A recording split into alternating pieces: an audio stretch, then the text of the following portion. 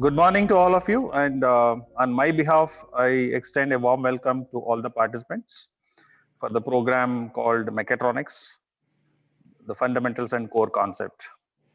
Uh, just to set the context before we take, because it's a long journey going forward for the next 5 days with various topics. I just would like to put together, how the program looks like as a, the holistically how it looks like for all the 5 days. Uh, Mechatronics is not a new animal to anybody or a new subject to anybody. It's all well known, and today's it's a part of the manufacturing. Why mechatronics has become so popular in nowadays? Uh, may seek a couple of reactions from the participants. If you would like to express your views, let me know why mechatronics has become so popular. What are the benefits that an industry or a business which is getting through the mechatronics? Anybody? Yeah, everyone is Volunteer. going for automation. It's for an automation, right? Yeah. Yeah, one thing is agreed. Yeah. What is the end of the day that I'm what industry or a product which is going to help us or it's going to get a benefit out of the mechatronics or an automation? Because somewhere we need to look into the major, the components of benefits, right? Yeah. Yes, sir. We can reduce human efforts, Okay. and at the same time, we can improve effective productivity. Superb. Yeah. We are looking at the majorly as a Also, productivity. Yeah. hello. Somebody else? Yes, sir. There are many resources issues also. So we are going for automation. So we need mechatronics more. Okay, great. That was a great answers from ultimately we're looking at the productivity and of course the energy conservation and the time which is being taken and minimizing the cost. So many the benefits that we can draw out from if I talk about the mechatronics. If I look at another part is what is all about mechatronics, then again it's a mechanical engineering, the electrical engineering and electronics engineering integration part. That's all, nothing else. But if you look at about 3.5 or 4 decades before, uh, the machines were built with, with the power operated. I don't get into the before, the power or before energy or electricity. But let's look at early 80s, or maybe somewhere around during that time most of the machines works with the power but not with any intelligence or a logics. So these the logics or intelligence used to come from and the skilled labor or a skilled worker to carry out multiple functions using the machines. But that was, as rightly mentioned, it was not very repeatedly accurate, or it may not be the productive also as well.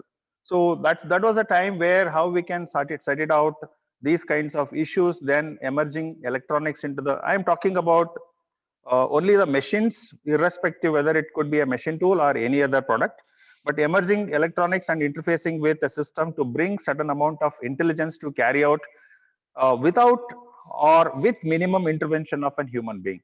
So that was the era where it was emerging, and now it became much more popular and quite mature. And most of the products today, which we can call it as a machine, I am talking, which we can call it as a mechatronics. We just understanding the scenario of the today's context and requirement from any industry. We have taken 5 major subjects which will be delivered each day. For example, today electrical engineering is one important. It's not a new thing, but refreshing yourself to make you more, the efficient and effective. Probably we need to relook at fundamentals levels of electrical, which includes the sensors, circuits, circuit diagrams, and as well, the sensors. Then tomorrow we'll get into the completely on the mechanical core, the subjects, the basics in terms of kinematics, which irrespective of any product, which is going to be a common knowledge, which would definitely help you to understand at elementary level, even at subassembly level, to work or troubleshoot the issues. The third day we would again getting into the another important aspects of mechatronics is PLC.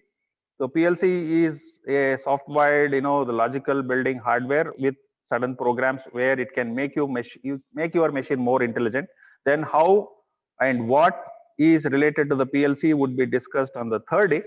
The fourth day would be again coming into the another domain of electronics is CNC controls, which would more specific to the machine tools because CNC has become more popular in metal cutting and metal forming. So again, behind CNC controller or related products like SRO drives or motors and encoders and the theory, the funda behind all this, what's happening. Probably we have another expert who is coming in on the fourth day, one is TK Venkatesh. The fifth and last is on hydraulics and pneumatics. So this is again a very important aspects in mechatronics because in most of the cases in our mechanical machines, we take three major the components as an actuators or a prime movers. One is motor, second one is the pneumatic actuators that called cylinders or hydraulic cylinders. So putting all together to form a machine can work with much more at intelligent level is one which machine becomes more efficient, more productive, and of course, it also becomes a cost effective. PLC and networking. Just a minute. Now, if you see the evolution of technology over last few decades, there was before 1970 a pre-electronics era where the machine and automation controls were hardwired. They were based on relay logic, and for things like timer, etc., they used pneumatic timers, which were based on diaphragm with orifice, and you could adjust the timing depending on the actuation distance. And motors, talking of motors, they used to be fixed speed AC motors with gearboxes and clutch transmission. And machines used to be mechanically very complicated, electrically very simple. They used to have older even milling machines from HMT. You just used to have one motor, feed motor, one spindle and one feed motor. With one motor, they used to have all XYZ movements derived and with multiple speed steps. So it used to have a very complicated gearbox in the boot of the machine with a lot of sliding clutches and things like that. Sliding brushes for the clutches, etc., telescopic clutches and whatnot. And for variability of speed, DC motors were used. AC could not be used because induction motor, with all its advantages of ruggedness, robustness, and maintenance friendliness, it did not give variable speed at that point in time. So DC motors with Ward-Leonard system had to be used, where for controlling one motor, you had to use 3 motors. And alternatively, mechanically complicated PIV gearboxes were used, PIV drives were used, or variator drives with the hydraulic flow control for variability of speed. And for whatever little electronics used to be there for closed loop control, use vacuum tube or magnetron, magnetic amplifiers for analog control. So that was before 1970s when people like me were still in school. So then came electronics era, but it was a pre-digital era from 1970 to 1985, where PLC started making its appearance. Two things started parallelly. One was called ELC and one was called PLC. ELC was called electronic logic controller, which used to have cards with the logic gates, and they could be configured into any logic piece by interconnecting the gates according to what logic you want to realize. So that was the era of using logic gates and or NAND NOR gates, etc. Then came crude PLC control, which was largely based on things like 8080 microprocessor or 8085 subsequently. And it was based on permanent fixed addressing and with limited memory size. Total 64K only was addressable with those kind of microprocessors. And electronics meant that there was a card rack and with number of modules which were plugged in. So initially the PLCs which came also used to look somewhat like a shoebox with multiple modules and with a motherboard at the back to interconnect various modules. And For control, by the time of this period, DC motors and SCR based amplifiers came, control rectifiers, and some transistor based analog drives also came in the market. And most of the closed loop control were now being realized by operational amplifier based speed control. Post 1985 to almost 2015 is called as the digital era, where things started getting PC based. So even the PLC, which was here in this era, it became PC based PLC. Even the development terminal, which is called PDT for entry and edit of logic, was PC based. Now it has become PC based. And there is a main PLC and also there is a safety PLC. Those yellow things from, there is a famous brand which makes safety PLC. We'll talk about it in detail. Then microcontroller based devices became commonplace, distributed intelligence. IOs became serialized with analog capability. Power devices, there was a revolution by power MOSFETs and power MOSFET based AC motor drives, AC servos. And you started having digital speed and digital closed loop control rather than analog, realized through operational amplifier. In this era, when we were students, most of our projects used to be either op-amp 741 based or 555 timer based. And then came integration of data logging functions with PLC. PLC became a subset of SCADA and SCADA became a subset of PLC. And then it had many networking and communication facilities. And now, of course, the future, it's already begun from 2015, is the communication era, where we talk of industrial Internet of Things. So IoT enabled devices with wireless communication, with data logging on cloud, with RFID based tracking and identification, with adaptive control, with integration of inspection function while material handling, while machining, simultaneous inspection, inline inspection, and auto notifications on emailer and even on mobile apps. So this is the current era where we are, and this is our journey so far. And somewhere here you see the birth of PLC and the evolution of PLC. Mechatronics, we know, I will not get into this entire, just to set the context, it involves various aspects, various technology and engineering streams across the product domain. It can be to automobile or automotive, aerospace, medical, xerography, even defense, consumer products, manufacturing, even capital goods.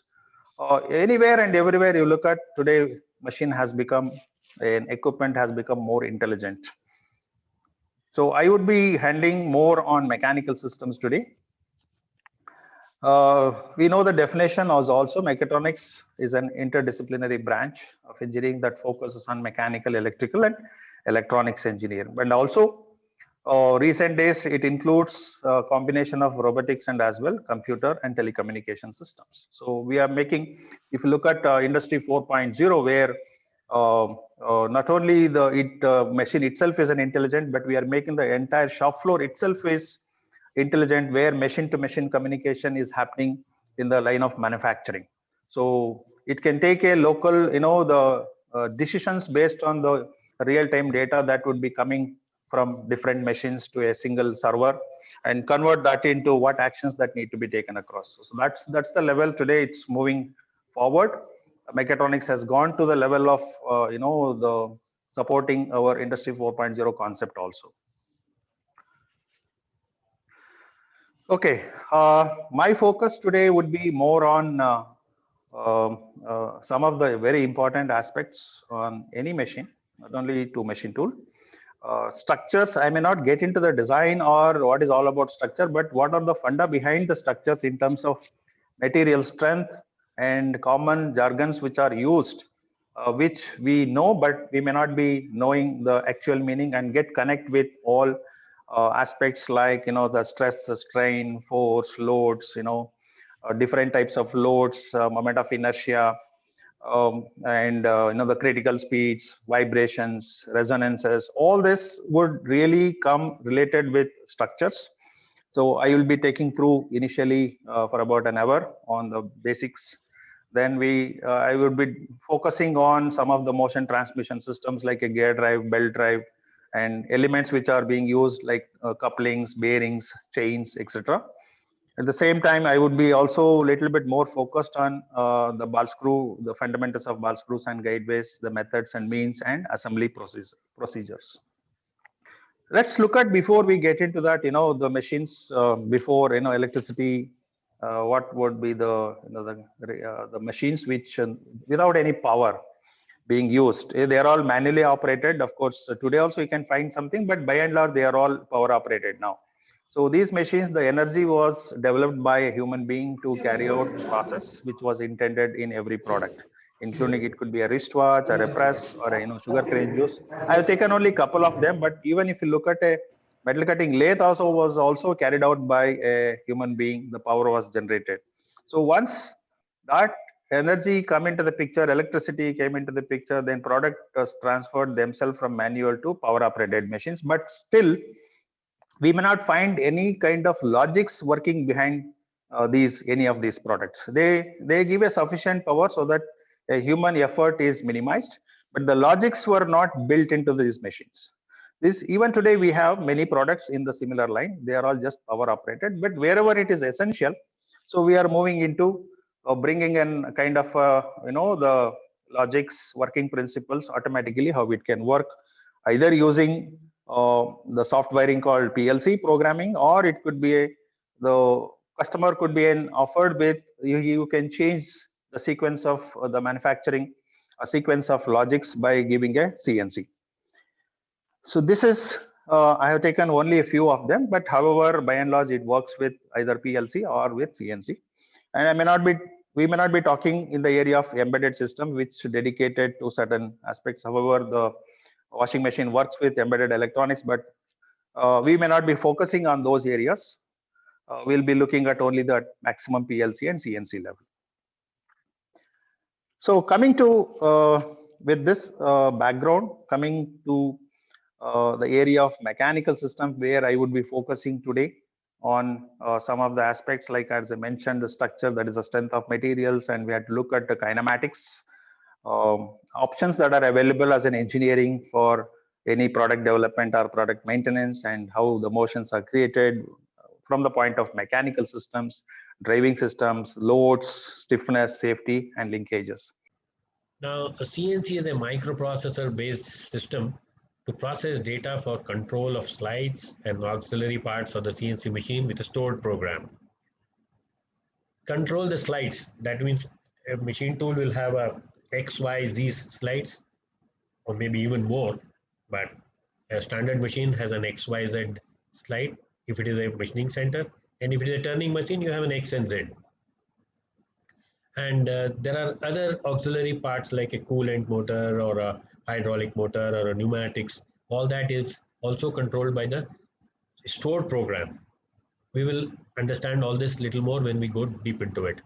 And the CNC system is the brain of the CNC machine, which has an executive software developed by CNC manufacturer, running on operating systems such as Windows, Unix, Linux, and controlled by the PLC software, which is developed by the machine tool builder, and finally run by a software called part program written by the end user of the machine tool. Now, what I'm trying to tell you here is there are levels of software in the CNC machine.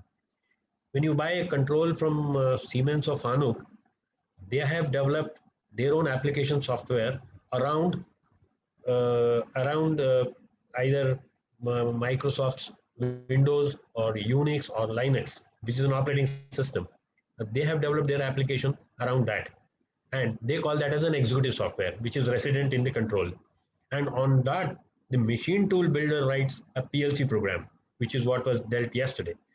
And in that PLC program is developed by, we have to have an interface with the NC. So there is a handshake between PLC and an NC, okay, which is done by the machine tool builder. And there is a third level of software, which is called part program, which is written by the end user, who is the end user of this machine tool. I hope you understand there are 3 levels of software. So so one sitting at the highest level is the main operating system like Unix, Linux, and the other one is Siemens and Fanuc. They develop their own proprietary application program, which is running on the operating system. Okay, and then the user, the machine tool builder, writes a PLC based on what is provided by Siemens or Fanuc or by any other machine tool CNC manufacturer like maybe Indramat or maybe Beckhoff. There are so many CNC controllers are there, but the two big names are Siemens and Fanuc today. So I'm focusing more on that because most of you have machines with Siemens or Fanuc control. There are very few which we find in India with Heidenhain or Beckhoff, but these are also powerful controls. And the two main constituents of the CNC systems are NC and the PLC. The NC controls the motion part, and the PLC manages the IOs such as sensors and relays, which Mr. Avinash explained to you in a lot more detail yesterday. So we will focus on the NC portion, how that generates the command, and how the motion control part is taken care by the NC is what we will focus. Now this is a block schematic, how it is connected to a machine. So you have a reference and a command. 1 minute. You have a command coming from the NC going to the servo drive. What I have explained up till now, this is given to a servo motor. Okay, and the motor has got a feedback tacho connected to it. The feedback comes to the drive, and now this is coupling or something, and it is now connected to the slide or to the table, and down that there is a workpiece, and you have incidentally encoder is shown on the other side. So the encoder will give a feedback as the motor rotates, and this feedback comes to the NC. So this is how the closed loop system works. So this is the velocity feedback, and this is the position feedback. Okay, and you have got this IOs card, what Mr. Avinash explained yesterday. There are inputs, outputs for other auxiliary functions of the machine like hydraulics, coolant, lubrication, all kinds of pneumatics. All that is controlled by, which is a part of the machine tool, is controlled by these IOs by the program written in the PLC. This is how a single axis CNC is, typical single axis CNC block diagram looks like. The next is the spindle motor characteristics. You can see that the spindle motor characteristics are given like this. You know, spindle motor, up till now we were talking about the feed. Now it is a little about the spindle.